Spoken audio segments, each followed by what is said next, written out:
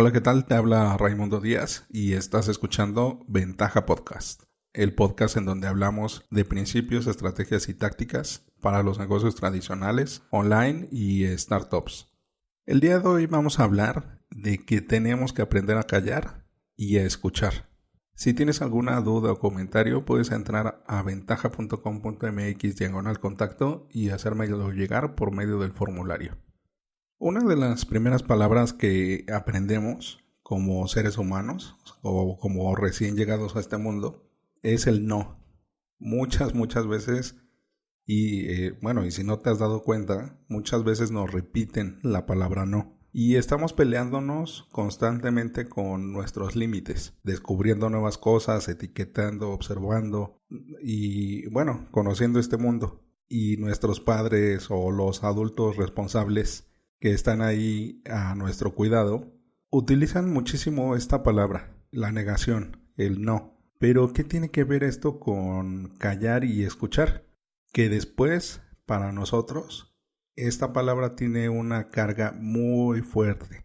El no se vuelve algo constante en nuestra vida y se nos olvida que tenemos que callar y escuchar. Déjame leerte una frase de Epicteto que dice que así como hay un arte de bien hablar, existe un arte de bien escuchar.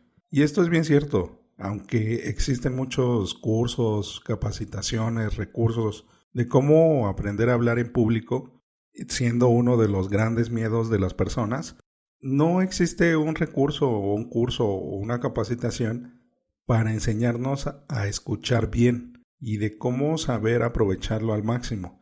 De eso es de lo que vamos a platicar en este episodio o de lo que estamos platicando. Déjame contarte una situación que es bastante grave. Alguna vez ya lo hemos platicado aquí en el podcast, pero me gustaría retomarlo. Vamos a hacer el ejercicio normal o esta visualización de qué es lo que pasa cuando estamos conversando con alguien, cómo nos estamos comunicando. Y nos vamos a centrar principalmente en la voz, no en la comunicación no verbal. Entonces vamos a hacer el ejercicio. ¿Qué pasa cuando estamos con otra persona conversando? Primero, tenemos que tener en cuenta qué es lo que sentimos en ese momento. Luego, qué es lo que pensamos. Después, lo que decimos. Y por último, lo que hacemos. Ahora, esto lo hacemos nosotros como individuos. Digamos, hablamos del yo. Y ahora hablemos del él o del tú, que también lleva este proceso. Siente algo, piensa algo, dice algo y hace algo. ¿Cuál es el conflicto en esta situación? Que en este intercambio de información es bien complicado, porque una persona siente, piensa, dice y hace algo diferente a la otra. Y esa misma otra de este él o de este yo que estábamos platicando. Como ves, esto es bien confuso. Y si no te has dado cuenta o no te has tomado el tiempo para analizar esto, es un buen momento para hacerlo. ¿De qué nos sirve esto en los negocios? De muchísimas cosas. Tanto como persona, como individuo. En la comunicación profesional, cuando estás con tus colaboradores, con tus socios, con tus clientes, con todas estas comunidades allegadas a tu empresa, si tú no sabes bien esta dinámica, es bien complicado determinar cuáles son los puntos en donde se está rompiendo la comunicación. Cómo empatamos, cómo alineamos lo que una persona siente con otra. Luego, cómo alineamos cómo piensa una persona y lo que piensa la otra persona. Después, lo que dice una persona y lo que entiende la otra persona. Y luego lo que hace una persona con lo que recibe o con lo que percibe la otra persona.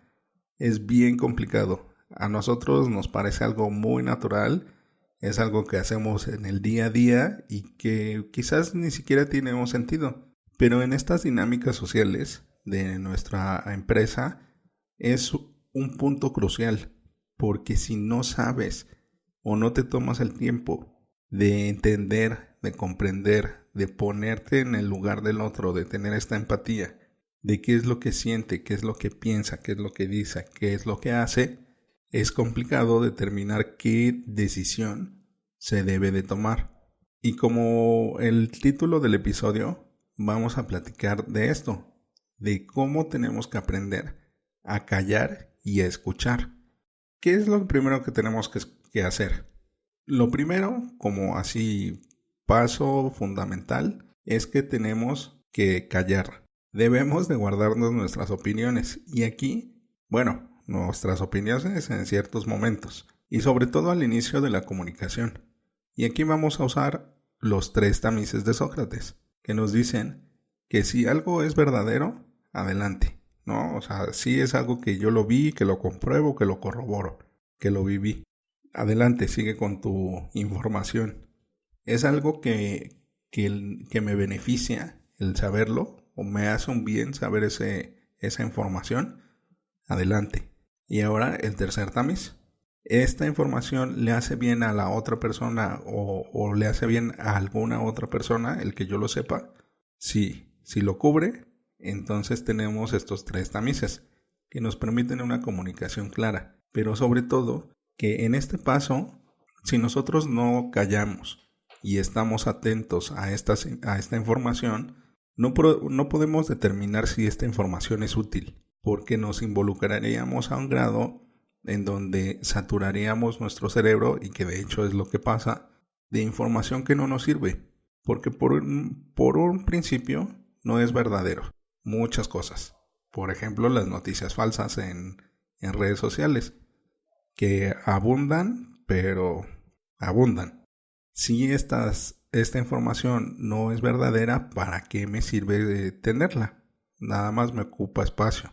¿Esta información es un beneficio para mí? Eso también es bastante crucial en la toma de decisiones.